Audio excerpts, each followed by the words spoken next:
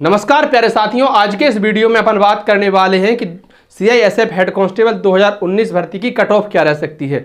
जी हाँ, 2019 की बात कर रहे हैं हम 2023 में, क्योंकि उस समय भर्ती जब निकली थी तो सरकार ने या विभाग ने सिर्फ DBPST करा के कह दिया कि एग्ज़ाम होगा बाद में। DBPST मतलब डॉक्यूमेंट्स वेरिफिकेशन हुआ और फिजिकल स्टैंडर्ड टेस्ट, जिसमें लड़कों की हाइट और चेस्ट मापा गया और लड़कियों की हाइट मापी गई। उसके बाद कहा आपका एग्जाम होगा, तैयारी कीजिएगा।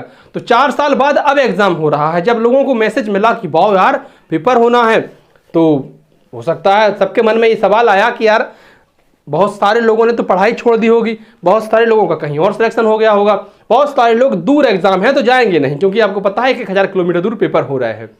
चलो अपन चलते हैं, अपन इस चीज़ का फ़ायदा उठाते हैं।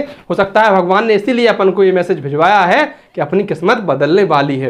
लेकिन जब वहाँ पहुँचकर देखा तो पता चला कि अभी तक सभी लोग बेरोजगार बैठे हैं।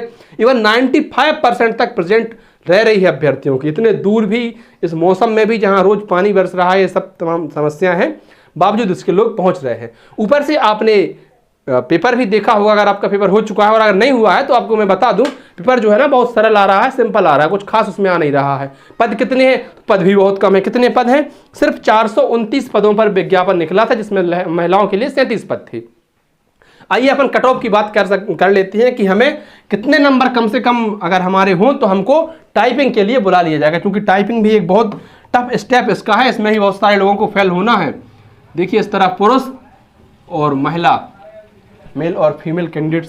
तो सबसे पहले अपन UR कैटेगरी की पुरुषों की बात करें, आपको भाई साहब 85 नंबर मिनिमम लाने ही हैं, और महिलाओं को 82-83 नंबर, तभी आपको बुलाया जाएगा। किसके लिए? आप कहेंगे टाइपिंग टेस्ट के लिए, क्योंकि आपको हिंदी इंग्लिश की टाइपिंग भी देनी है, और ज़बरदस्त तरीके की टाइपिंग है। क्योंकि मैंने इसकी नौकरी के बारे में तो बहुत सुना है कि बहुत ही शानदार और अच्छी नौकरी है, और बढ़िया सैलरी भी है और बढ़िया काम भी है इसका। UR के बाद हम बात करते हैं OBC पुरुष वर्ग की। तो OBC पुरुषों के लिए लगभग 82+ नंबर आपको लाने ही है, इससे कम में तो बात बनेगी नहीं।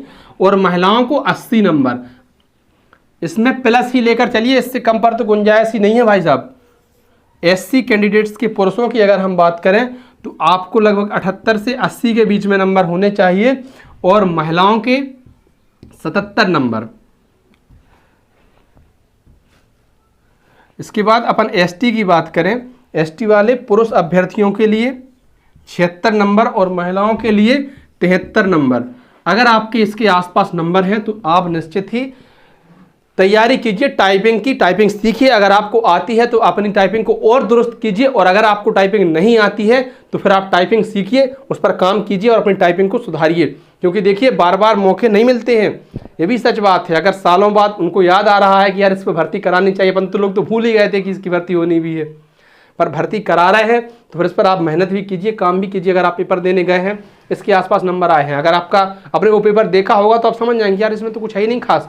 4 पोर्शन है, पहला आपका GS का रहेगा, दूसरा आपका मैथ का, तीसरा GK का, और चौथा सब्जेक्ट वाइज है, जिसमें आप अगर चाहें तो हिंदी ले सकते हैं या फिर आप इंग्लिश ले सकते हैं। लेकिन आपको उसकी जानकारी OMR शीट में फिलअप करनी होगी। हिंदी में 8-10 नंबर की तो वही आ जाती है, हिंदी में भी, इंग्लिश में भी पैराग्राफ, इसमें नॉर्मली क्वेश्चन बन जाते हैं। बाकी ग्रामर आ रही है, व्याकरण आ रही है, तो वो भी बहुत सरल है, कुछ खास उसमें विशेष है नहीं। रीजनिंग बहुत अच्छी आ रही है। मैथ में 4-5 प्रश्न एडवांस मैथ के आ रहे हैं, लेकिन अगर आपने एडवांस मैथ पढ़ा होगा तो वो आपके लिए बहुत सरल लगेंगे। इसके बाद GK आप एवरेज लेवल की कह सकते हैं, ना सरल है ना कठिन है, लेकिन इतनी भी कठिन नहीं है कि बने ना। हाँ, हालांकि GK मुझे जो देख कर लगी पेपर को, वो थोड़ी GK टफ लगी, और मतलब अदर सब्जेक्ट की तुलना में टफ, अदर एग्जाम की तुलना में नहीं, अदर सब्जेक्ट की तुलना में टफ लगी, क्योंकि बाकी के सब्जेक्ट बहुत सरल आ रहे थे। अब तैयारी अगर आपने अच्छे से की है तो इसके आसपास आपके नंबर लाने में आपको कोई तकलीफ नहीं होगी, और इतने नंबर आपके आ जाते हैं तो निश्चित ही आपको टाइपिंग के लिए बुला लिया जाएगा, और इसलिए टाइपिंग पर ध्यान दीजिएगा। धन्यवाद प्यारे साथियों। वीडियो आपको अच्छी लगी हो तो वीडियो को लाइक कर दें, अपने अन्य जरूरतमंद साथियों तक साझा भी कर दें। चैनल पर नए हैं तो निवेदन है कि अपने चैनल को सब्सक्राइब कर दें।